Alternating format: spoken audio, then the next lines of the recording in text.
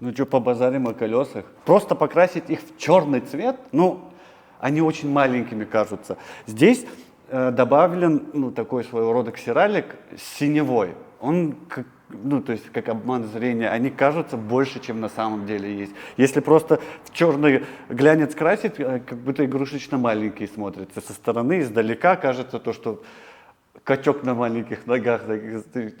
И, наверное, все это знают и видели. Тоже всегда пытаемся подчеркнуть и что-то добавить от себя, чтобы зрительно машина и все, что на ней есть, все, на чем она передвигается, казалось максимально красивым. Ну, на самом деле так и есть. В потоке можно и через 3 ряда машину увидеть, а можно вот прям позади, сбоку, сверху, без разницы.